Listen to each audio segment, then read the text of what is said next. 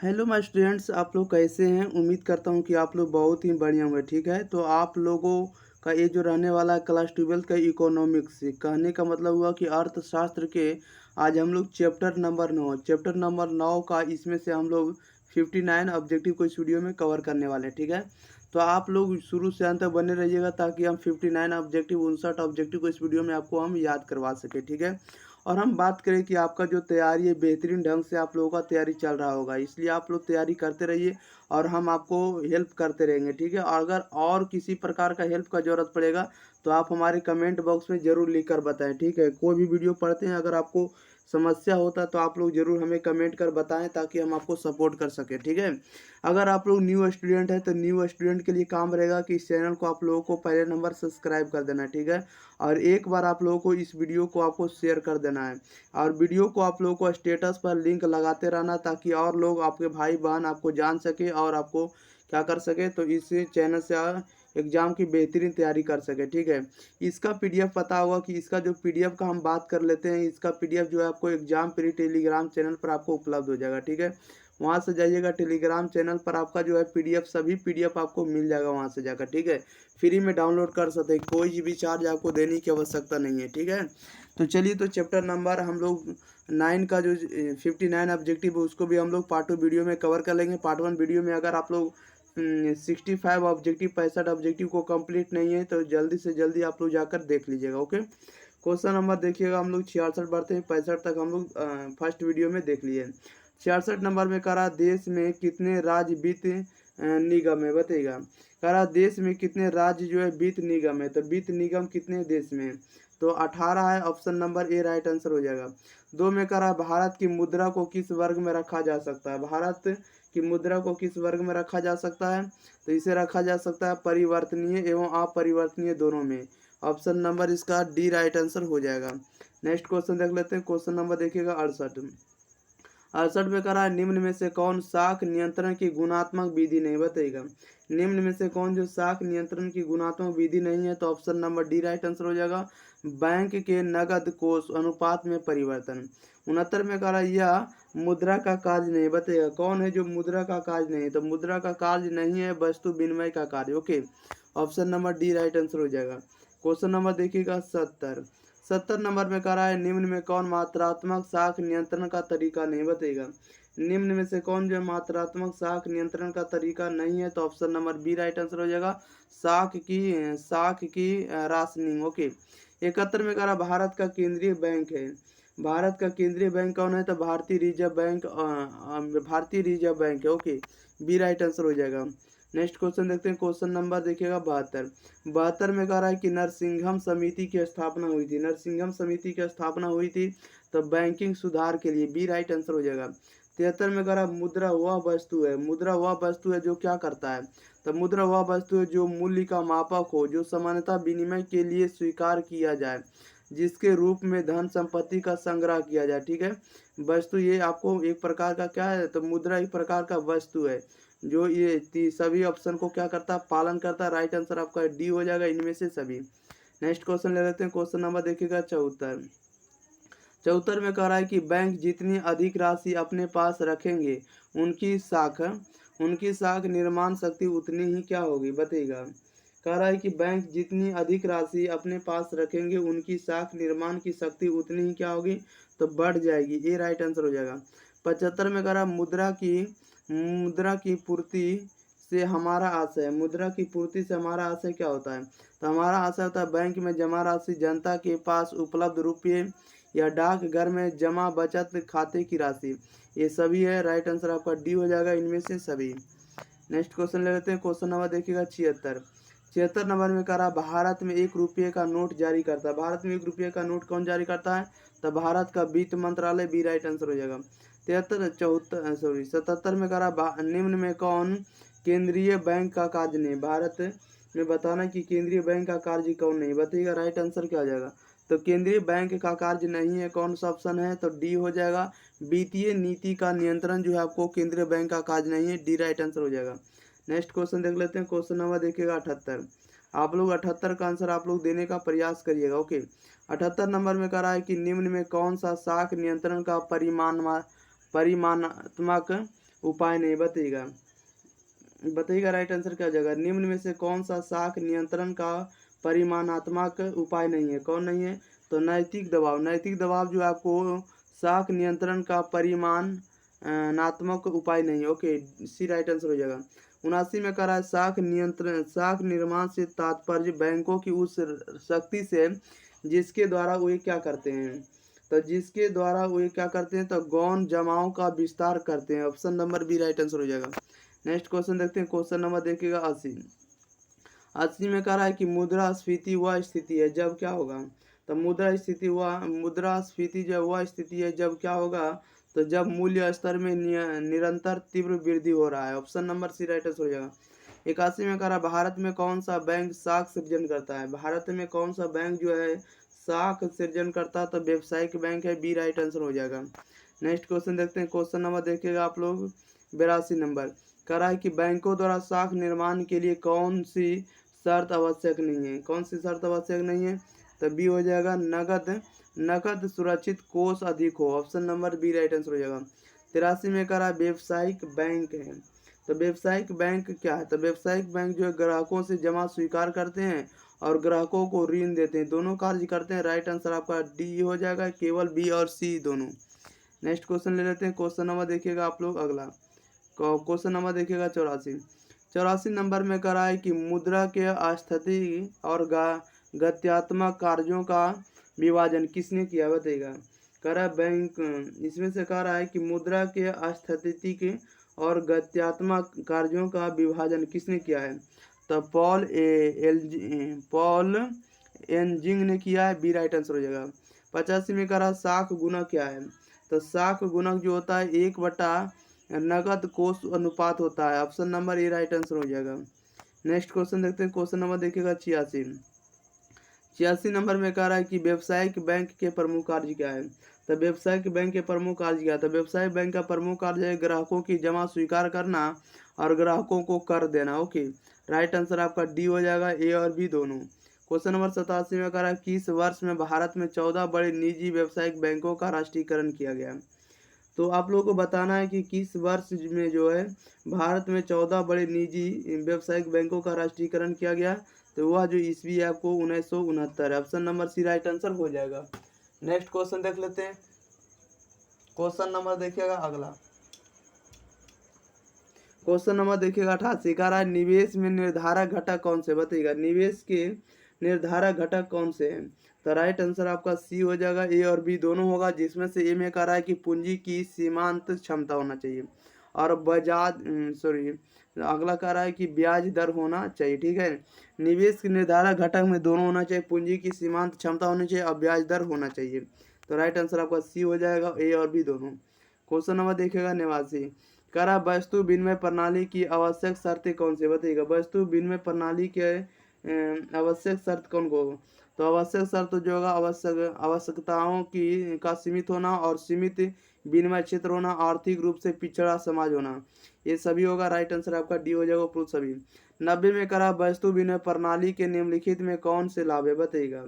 तो right answer आपका D हो जाएगा, सरल प्रणाली होना चाहिए, आपसी सहयोग में वृद्धि होना चाहिए, आर्थिक असमानताएं नहीं होनी चाहिए। ओके, तो राइट आंसर आप लोग डी लगाएंगे इनमें से सभी।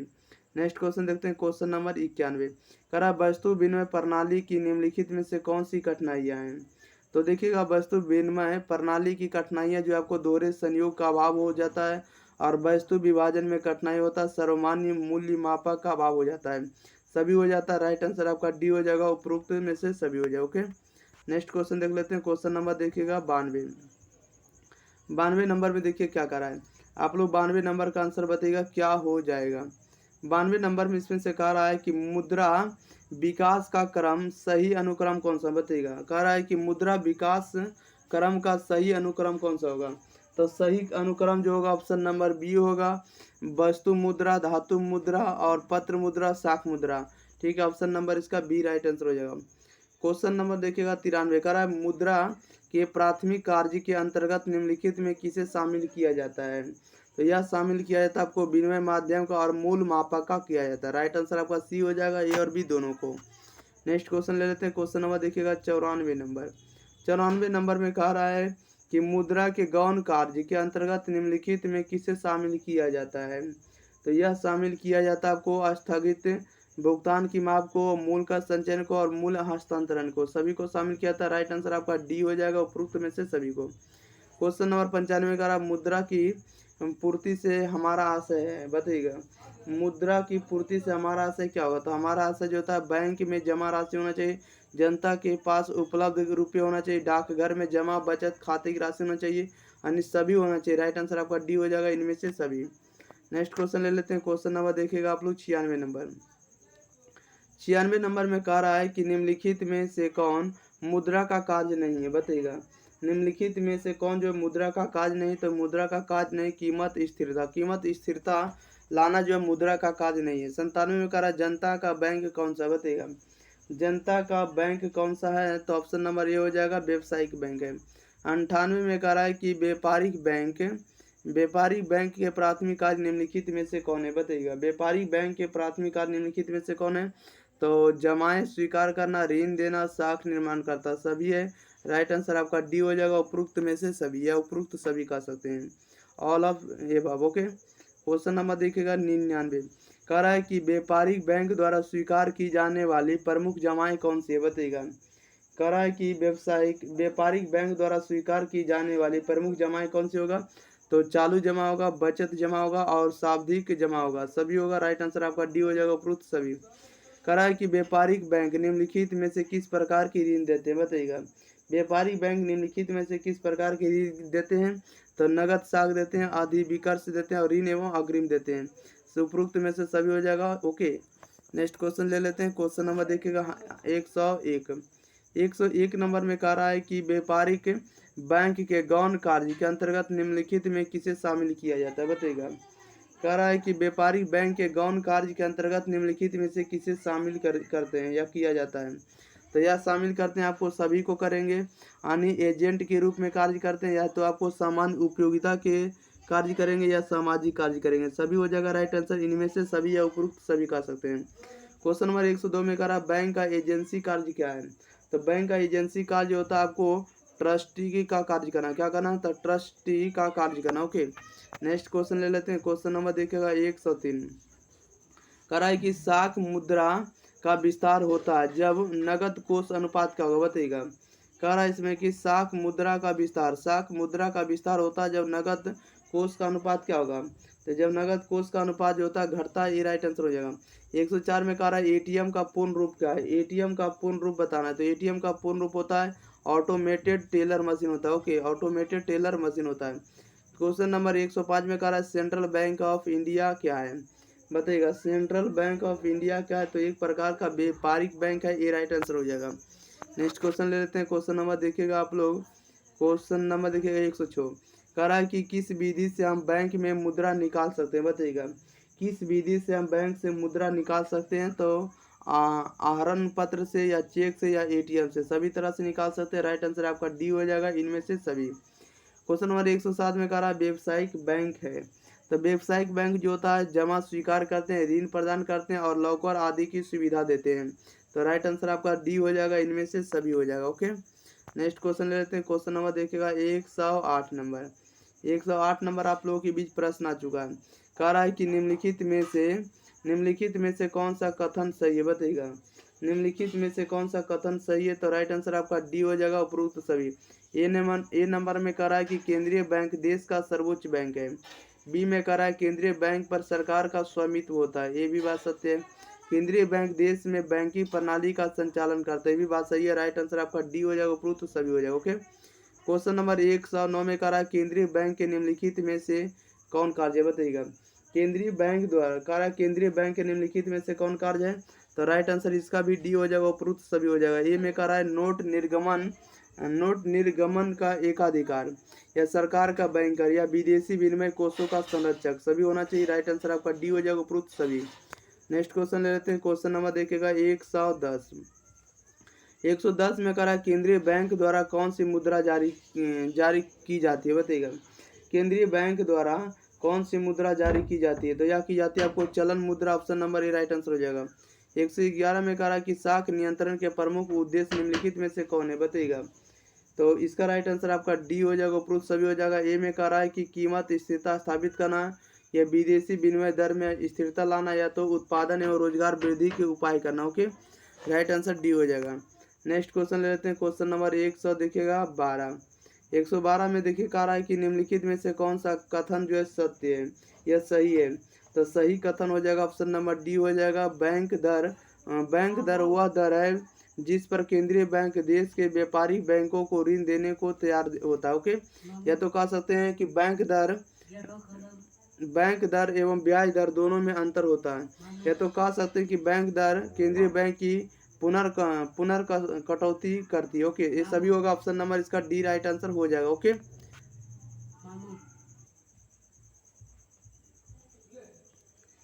देखिएगा क्वेश्चन नंबर देखिएगा 13। क्वेश्चन नंबर 13 में जैसा कि आप लोग देख रहे हैं कह रहा है कि 13 नंबर में कह रहा है कि निम्नांकित में से कौन सा साख नियंत्रण का परिमाणात्मक उपाय नहीं है। बताइएगा 113 नंबर का, तो 113 नंबर का ऑप्शन नंबर बी हो जाएगा। नैतिक दबाव जो आपको साख नियंत्रण का परिमाणात्मक उपाय नहीं। ओके, बी राइट आंसर हो जाएगा। क्वेश्चन नंबर देखिएगा 114 कह रहा है कि व्यापारिक बैंक को अपनी कुल आस्तियों के एक निश्चित अनुपात में जमा अपने पास तरल के रूप में रखना पड़ता है, जिसे कहा जाता है, जिसे क्या कहा जाता है, तो जिसे कहा जाता है नकद कोष अनुपात कहते हैं। ये राइट आंसर हो जाएगा। क्वेश्चन नंबर देखिएगा 115। 115 में कह रहा है रिजर्व बैंक ऑफ इंडिया की स्थापना हुई थी। देख रहे हैं कितना बार पूछा गया है, 2011, 2012, 2015, 2016, 2017 लगातार पूछा जा रहा है। तो बताइएगा रिजर्व बैंक ऑफ इंडिया की स्थापना हुई थी, तो रिजर्व बैंक ऑफ इंडिया की स्थापना सन 1935 में हुई थी। ओके, बी राइट आंसर हो जाएगा। 116 में कह रहा है कि मौद्रिक नीति का संबंध है। मौद्रिक नीति का संबंध जो आपको खुले बाजार क्रियाओं से। ओके, डी राइट आंसर हो जाएगा। नेक्स्ट क्वेश्चन ले लेते हैं। क्वेश्चन नंबर देखिएगा अगला 117। 117 नंबर का आप लोग आंसर बताने का प्रयास करिएगा।